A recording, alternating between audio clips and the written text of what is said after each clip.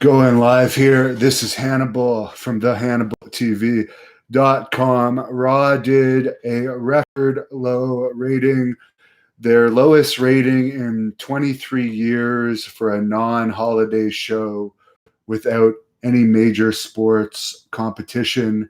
They did a 0.72 rating.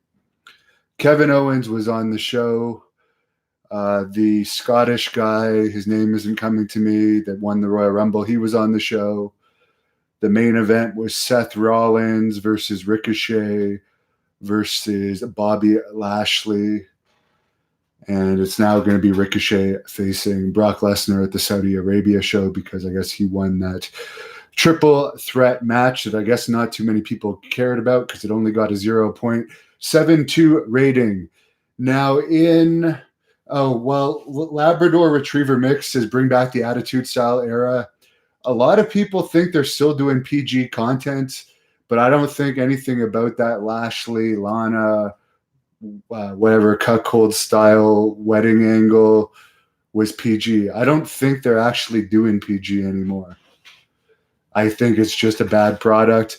And to put this into perspective, their 0.72 rating, the highest rated ever Raw was in May of 1999. It was an 8.1 rating.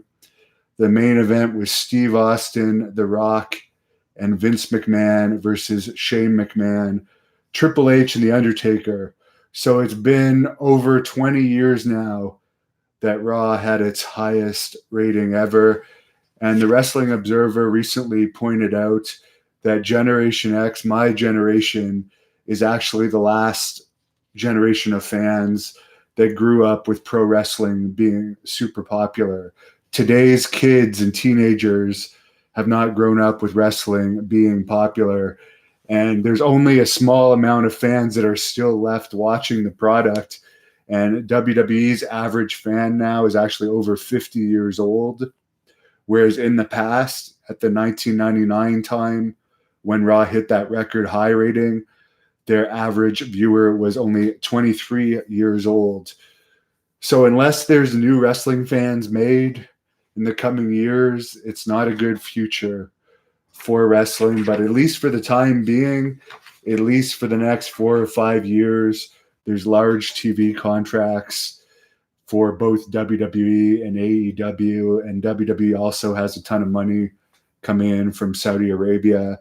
So for the immediate future, the next 4 to 5 years, it's going to be safe as far as financially, but maybe not in popularity. They're hardly running any house shows right now. I believe maybe only a handful in February, and this is WrestleMania season.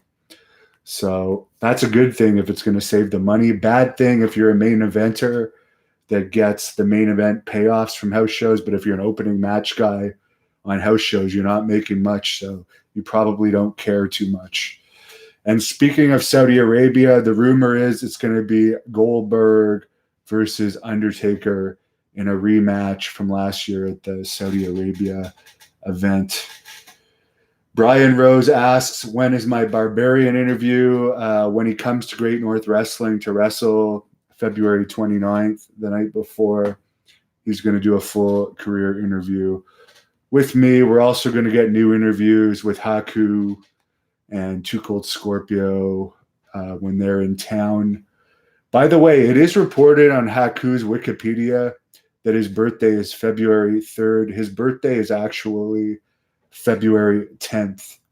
So to state that for the record, as somebody who has booked flights for him, his birthday is February 10th. Derek J's asking me who I'm interviewing in Albany, March the 8th. Well, I'm probably going to get a bunch of short interviews with a long list of wrestlers that are attending that convention.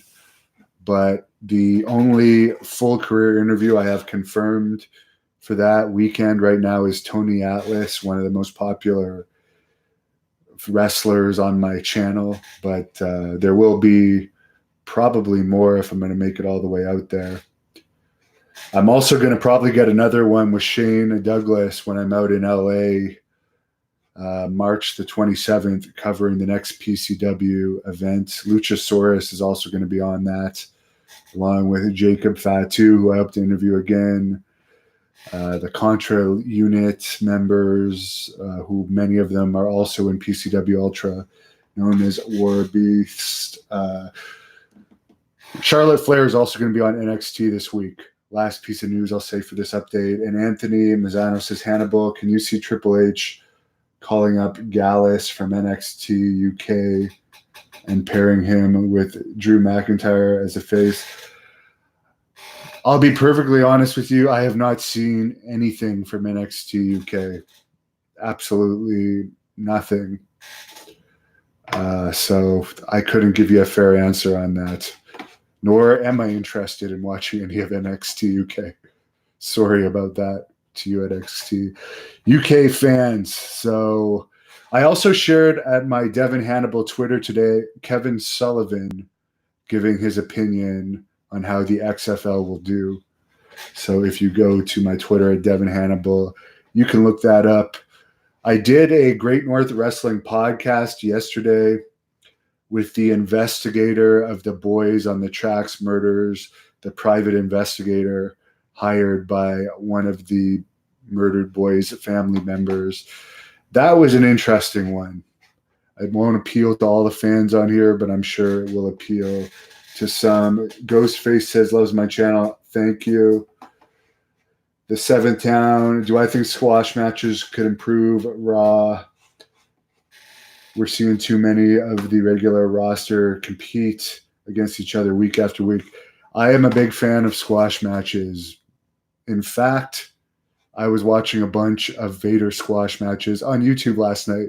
Yes, that is correct. I would rather watch old Vader WCW squash matches than the current Raw product.